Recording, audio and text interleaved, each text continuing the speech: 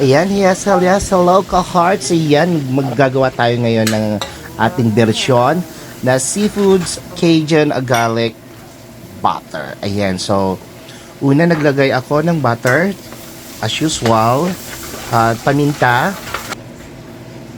sibuyas. Ayan, at tapos naglalagay na rin po tayo ng oyster sauce,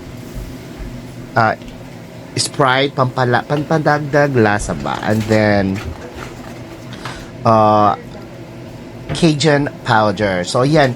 So tinatansya ko yung paglalagay ng Cajun powder kasi yung mga kasama ko ayaw nilang strong yung spices. So tinatansya ko lang. After that Cajun powder, naglagay rin ako ng ating paprika, sweet paprika. Ayan, para yung kulay mas maganda yan. Ayan. So, unang seafoods is nilagay ko ng ating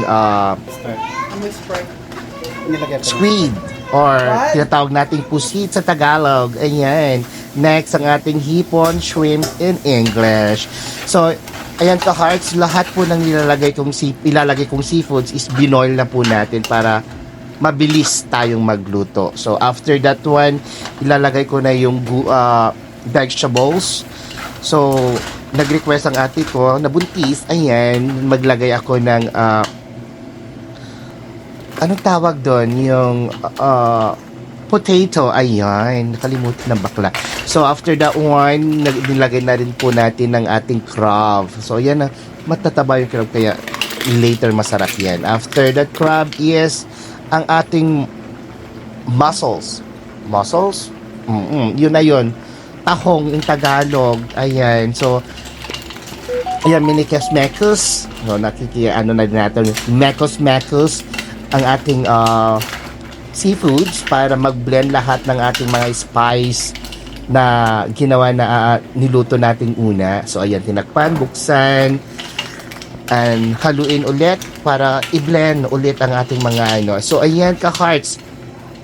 So, nakarating kayo hanggang dito sa ating part na to, i-comment nyo kung saan kayo at kung anong recipe or menu na pwede na naman nating iluto, i-present ko sa inyo. Ayan, so ka-hearts, haluin po natin ulit.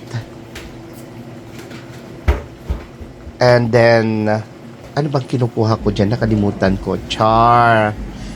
So, ito na yung finished product po natin ng ating Seafoods Cajun with a garlic butter. Ayan. So, ginawa ko yan para sa ating mahal na ina at ang aking ate. Happy Mother's Day. And to all mothers out there, Happy Mother's Day to all. Love ya!